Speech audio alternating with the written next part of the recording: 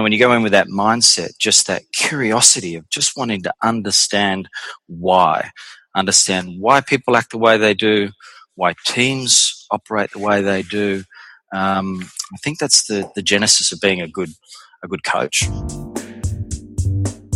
Welcome to Jane Jackson Careers, a podcast that takes your career to the next level.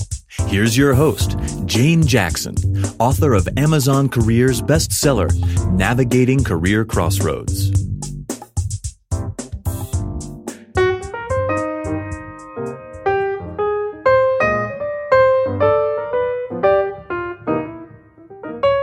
Welcome back to my Careers podcast, where I interview fascinating professionals who've made amazing career changes and are leaders in their field. Now, today, I'm very lucky to have with me Christopher Paterson, who is the Managing Director of Alchemy Career Management. He's an executive coach, facilitator, and presenter, and is an organizational psychologist. With over 20 years of HR consulting and business psychology experience, Christopher takes a neurological view of executive performance and leadership. He has global commercial and leadership experiences and has held executive corporate roles and entrepreneurial roles too. From his early days at Morgan & Banks to Hudson and now Alchemy Career Management, Christopher's focus is on the neurology of performance and pressure, and his excellent program, Wellness at Work, generates positive, measurable results within organizations. His purpose is to support career success. So let's welcome Christopher to the show. Hi, Christopher. Great to be here. Thank you so much for the invitation, and real privilege to be part of this cohort that you've created, and congratulations on what you're doing with these podcasts. Oh, thanks so much, Christopher. Well, I just love having a chat with people who are doing really interesting things and making a difference in the community and really following their passion and purpose, because that's my passion and purpose, is to help others. And because you're another career professional as well, and you lead this business with such a great name. I've always loved the name, Christopher. Alchemy Career Management. So you're an alchemist. That's what we are. We are career alchemists. That's right. Putting it all together and see what happens. So how about to kick us off today, can you tell me a little bit about your career journey? What were you hoping for, and what were your career aspirations when you were a young lad? Well, I grew up in the 1980s, and you might remember a film of that time called Top Gun. And like many other boys of that age, my first dream was to be a pilot, a fighter pilot. But when I realized that my color blindness was going to put a halt to that dream, I was back to square one. And the inspiration came from a very, very unexpected source. We were on a camp, one of these school camps, out there in the hills outside Canberra. And there was a cohort of about 25 of us that were getting ready to camp for the night. And when we did our roll call, one of the group was missing, a guy by the name of Taro Agawa. Now, Taro was a smart guy and hell of a musician, but he was on the receiving end of a fair bit of ribbing from the group. And, teenage boys can be vile when they want to be. And he was really on the receiving end of that. And while I didn't know Taro, I really was worried about him. And so I got a couple of us together and we went out on this search party. And I found Taro about half an hour later, just as dusk was setting in, sitting on a fallen tree. And Jane, I can't remember what we talked about. All I remember is that when I convinced him to come back to the camp, he turned to me and he said, "Christopher, I think you should be a psychologist."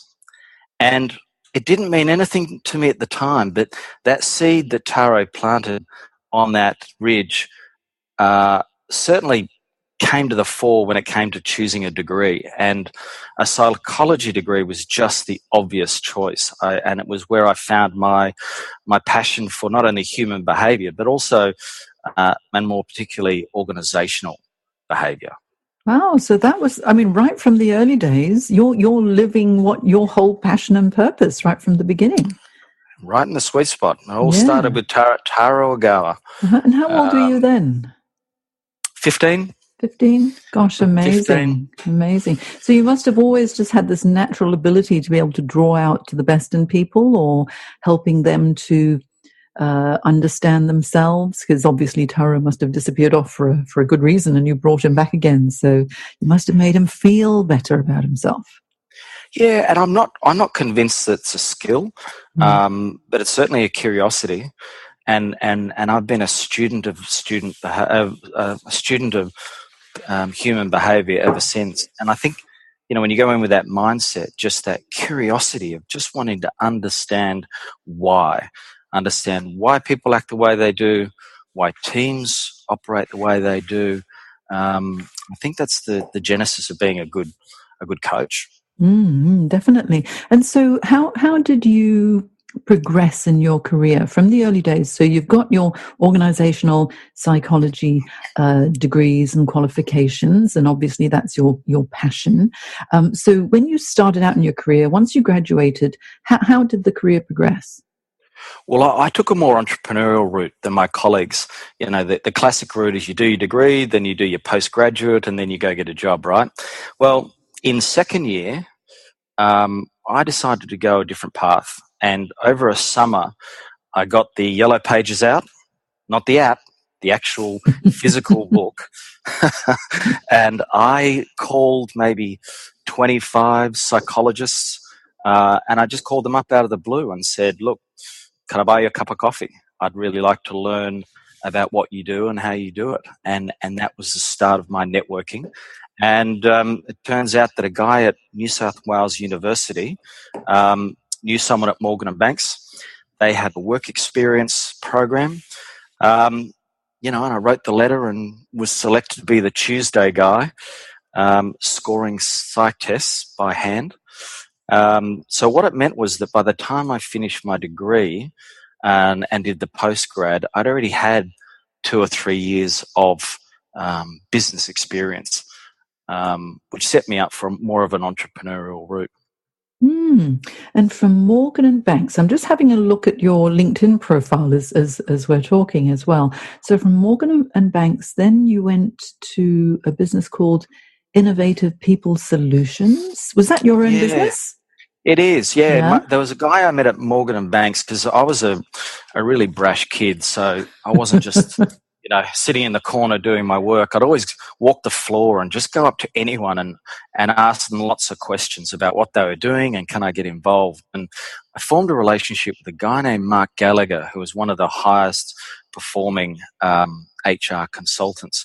And Mark and I thought that we could do the whole assessment and development game better ourselves. And we went out with a couple of executives from Westpac, and we formed IPS in a basement, and within 18 months, we'd grown to over 20 people, turning over just over 5 million in revenue. So it was an incredibly exciting time of getting a small group of really smart, passionate people together, and being incredibly clear on what we do. And we were a known brand, outside of SHL. We were the go-to brand for assessment and development. Yeah, fantastic. Because I can see you had clients including Deutsche Bank, Mirvac Hotels, Telstra, Merck, Ansett, Westpac. So really, as a startup, you grew rapidly and had some amazing clients. And so that was a good, I would say, 7, 8 years. And work in the UK as well as in Australia as well. So you've got an entrepreneurial mindset. You're happy to travel and live overseas and work overseas and adapt to change. And it sounds like through your networking, your love of getting to know people, developing solid relationships, and that hunger for really understanding people, this is the path for you, isn't it? It absolutely is. And look, when we grew to that size, we became an acquisition target, and we listed on the stock exchange in 99. And that was my first lesson in strategy. because we went from a business that was incredibly focused and clear on what we did. We were the best at assessment and development. However, when we listed, the merged entity became a bit of consulting, bit of recruitment, bit of database work, and a bit of technology and some education services as well. So the market lost sight of exactly what we stood for.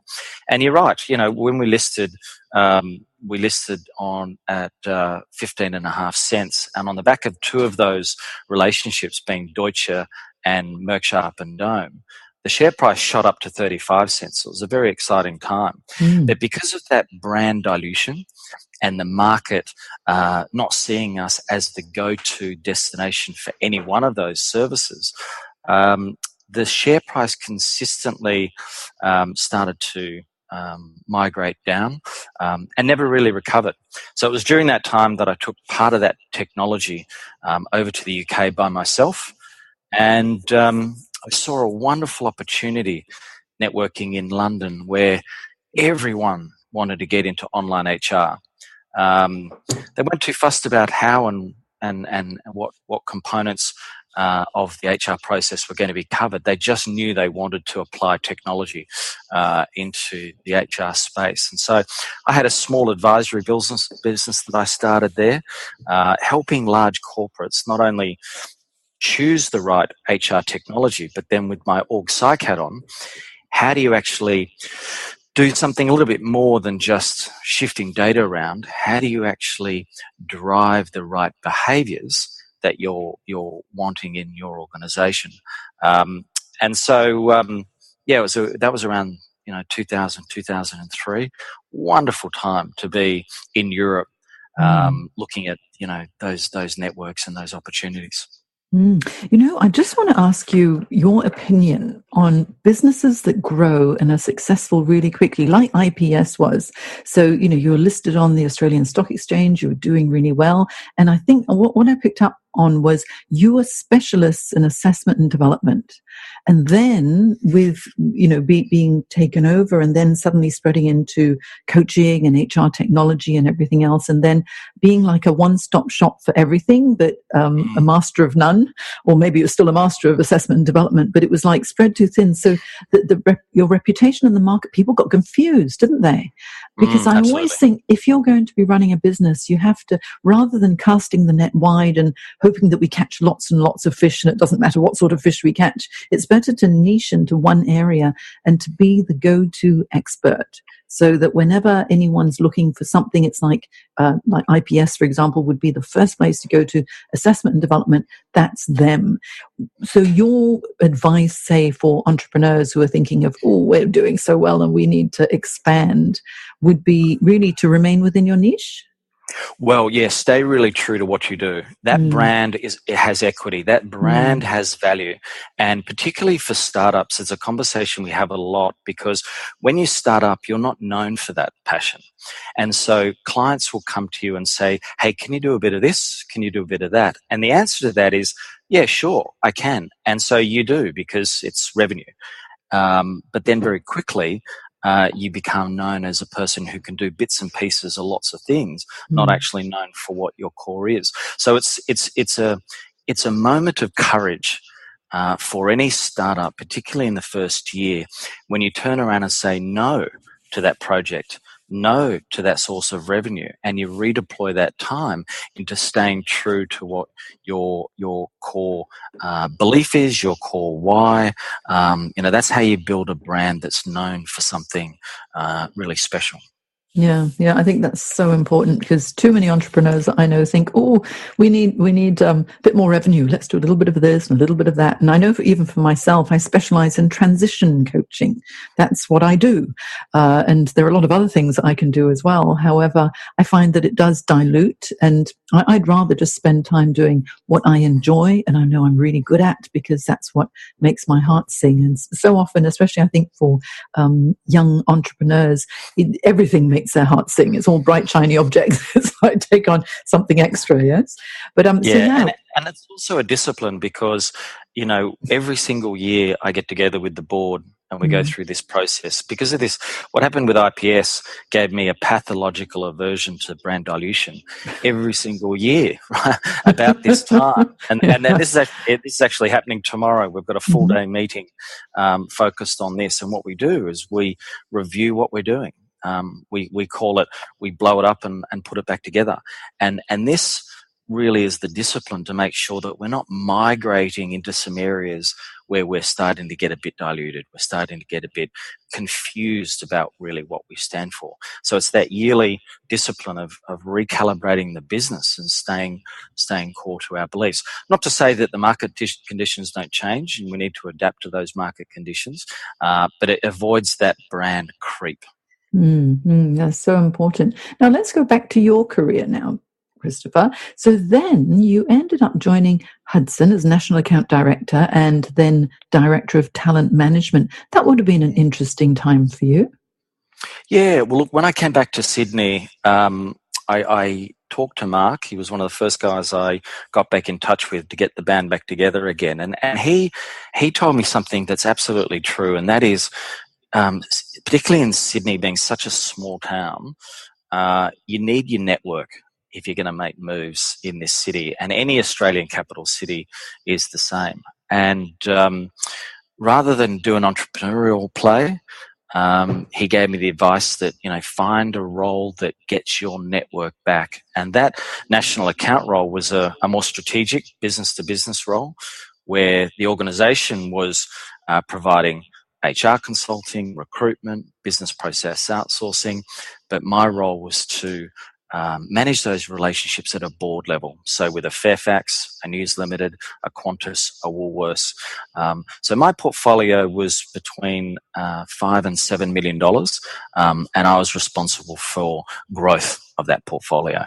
And it was a really interesting time because the advice that I was given was that you had to manage as much of your internal network as your external network. And you know what? I tried that, and it was stunningly unsuccessful. So after a year, I said, you know what?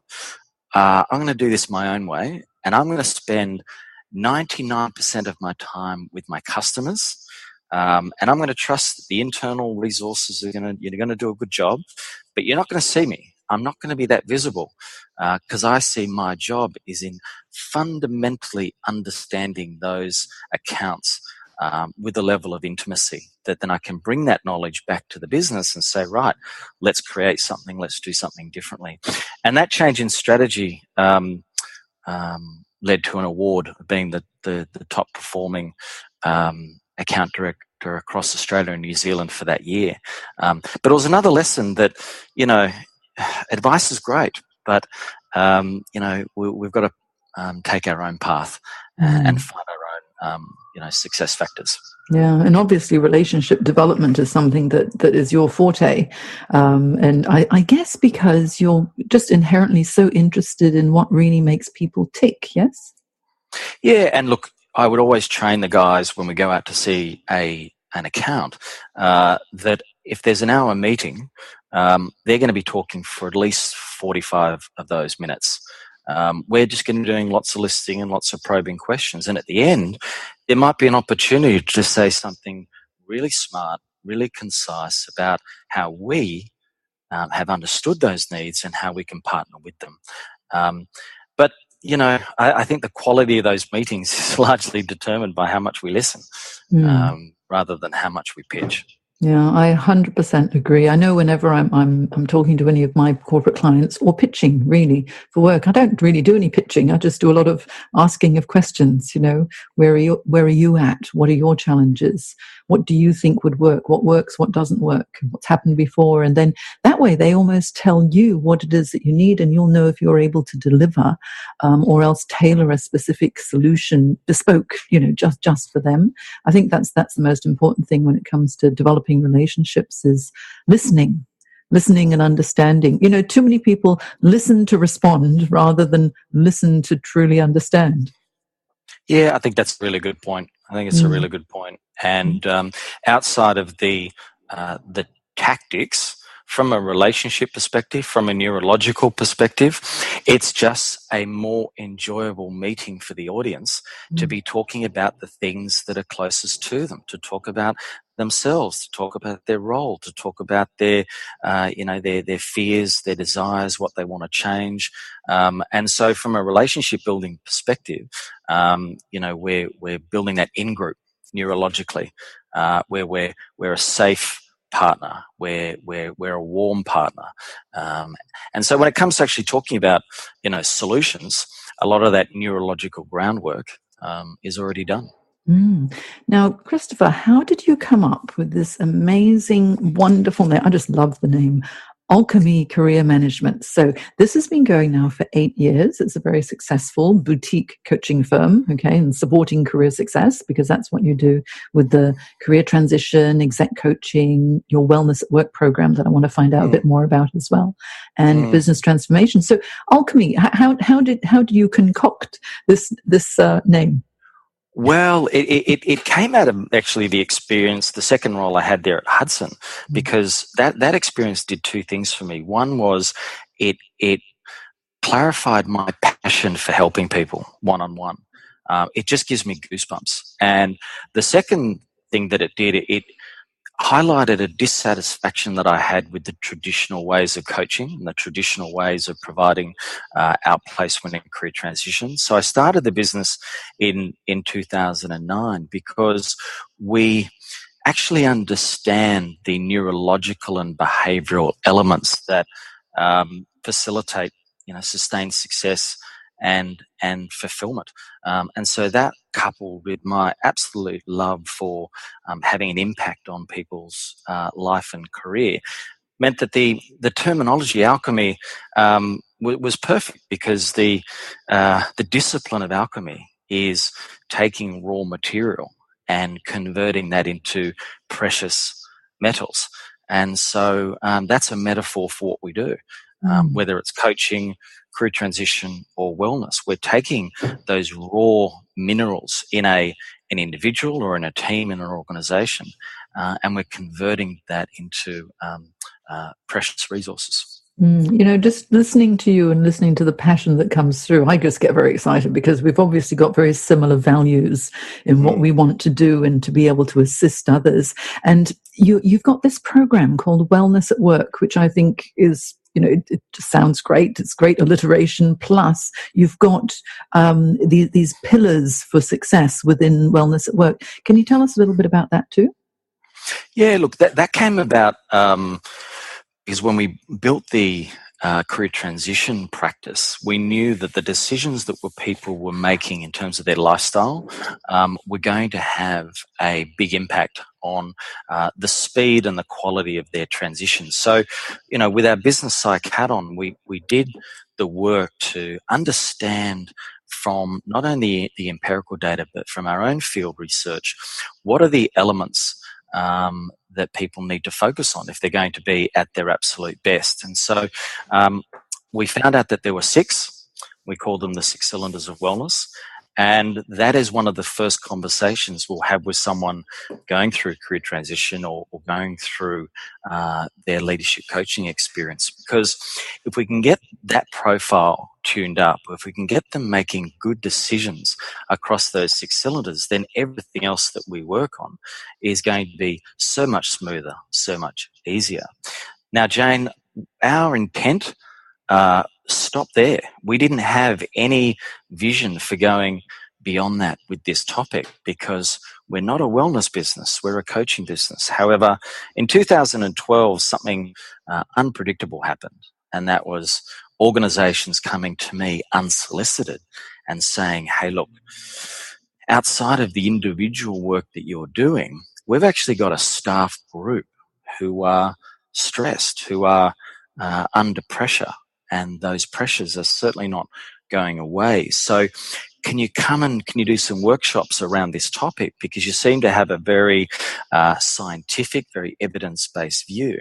And that evolved very quickly into the Wellness at Work program that looks at wellness from 3 elements. One being the cognitive, which sits in the prefrontal cortex, and giving our brains the clear air to be doing some really good thinking. The second element's the emotional, which resides in the limbic system, and understanding and managing those limbic responses. And the third is the behavioral, so the actions that we actually do, and that's the 6 cylinders of wellness. So now it constitutes 20% of our balance sheet, but completely unexpected. And that says something not about us, that says something about the market. Organizations are under duress. Good people are under duress, and the collection of wellness and EAP programs that are out there are pretty ad hoc and transactional. We're not seeing anything that's really cutting through and making a substantial change. So, look, we see we've got a role to play here, but again, we're very careful about that brand dilution. We're careful about not being seen as a wellness business. We're a coaching business that just happens to have some really good expertise that's able to help our clients to achieve that sustained fulfillment and success in their life as well as their career. And I think with coaching too, wellness forms a huge part of it. So it's not just, progressing in your career or building a huge business. It's also having that harmony and the balance so that you do look after your health, your physical, your mental and behavioral health really is really a key to success. Because if you can get all aspects of it together and well balanced, and you feel good and you look forward to going to work every day, and in fact you leap out of bed and you can't wait to do what you're about to do, that's the meaning of life, isn't it? Well, it is. And look, how many people, Jane, have we met that they're good people, they've got good values, they're intelligent, they're driven, but there's a clear barrier, and you can see it. Yeah. You can see it because they're just not making the right decisions. And in 2008, I was that guy. I was in the big corporate role, career going really well, but I was 20 kilos heavier than what I am now. I was under a lot of pressure, and I was mentally and physically unwell. And it was only through a complete 180 in that focus of putting yourself first that was able to unpack that. Yeah. It's so important to have gone through it yourself. You can really relate and empathize with others who might be struggling for it. So now, Christopher, I could talk to you all day because there's just so much to discuss. This would be great. But I want to find out from you, what would you say for truly, happiness at work and to do well in your career? What would those top 3 tips be? Do you know, I get asked this a lot. And the honest answer is I don't know. Okay. I don't think any of us really do know. But what I can share with you and what I can share with your audience is there's a couple of factors that have risen to the top for me, and that first one is what we were just talking about. It's putting yourself first, and it might seem selfish, but I use the analogy of the airline safety demonstration, where in the unlikely event of a catastrophic failure of the aircraft, gas masks come down, and you're instructed to look after yourself before the poor defenseless child sitting next to you. And that just, on one level, just doesn't make any sense. But of course, there's logic to it, because unless you're getting the oxygen, you're not going to be any use to anyone around you. And the same in business, the same in leadership, and the same at home. Unless we're getting the oxygen first, we're not going to be there for our kids, for our family, for our staff, for our peers, and for our careers. So that would be the first thing, that little bit of selfishness to put yourself first. The second thing we also talked about was being really clear on what you do. And whether it's your passion or, understanding your why, using Sinek's golden circle, but being really clear and unapologetic about, what it is that you're passionate about. And a lot of us are in a really privileged position to know that. But even if you're not, it's an exploration, and that exploration never really stops. And the third one we also touched on in this interview, and that is always be networking. Always be generous with your network. Don't wait for that moment in your career when you need the network more than the network needs you. If you're constantly in the traffic, and you're well, so your networking is confident and you're really clear on what you do, that network will give back to you tenfold. And it might always be clear because it's not transactional, but that has been probably the secret of starting a business and then achieving that sustained success, because it comes through the network. Yeah. And that's actually been a theme throughout your entire life and career, right from when you graduated and you started reaching out to psychologists and saying, hey, can we have a coffee? Can I find out what you do? And you've continued that throughout your career. So it certainly works, doesn't it? I always advocate networking to develop relationships. Just become friends. And so if people know who you are and what you represent and what your values are and their synergy, there's always some time in the future there will be something that maybe you can benefit others and they can benefit you as well. It's all relationship development. It's not asking for a job after all. Exactly. And look, and that unlocks the power of channels. I mean, we have a look at new partners that join our business, and in the first year, over 80% of their business comes from channels. And channels are those organizations that can refer you work. And rather than contact 20 potential customers, if you're calling and getting to know 8 channels who are in touch with hundreds and hundreds of customers, it's got a scale to it.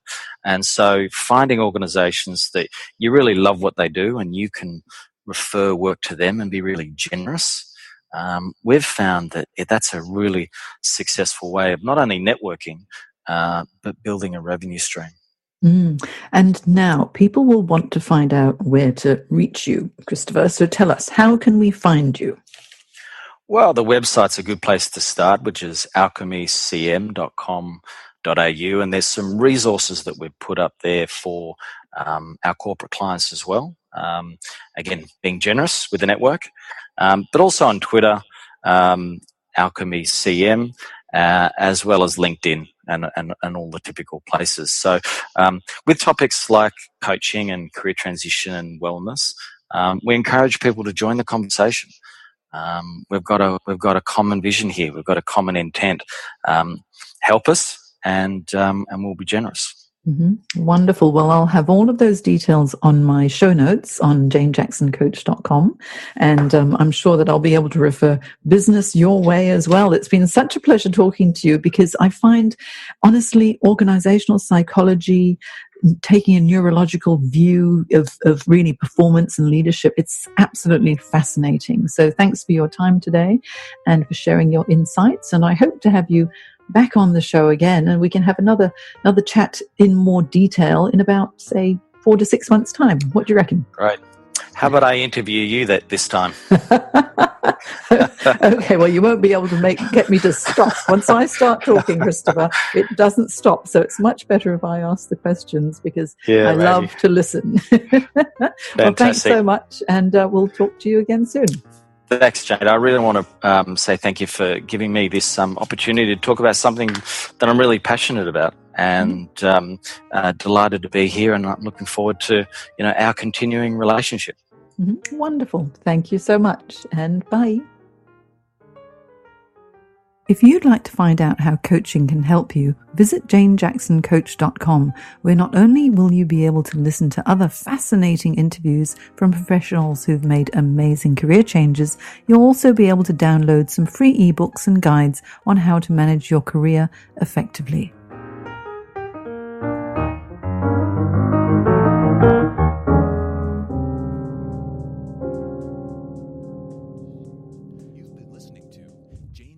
Careers. Sign up to receive regular career advice at janejacksoncoach.com.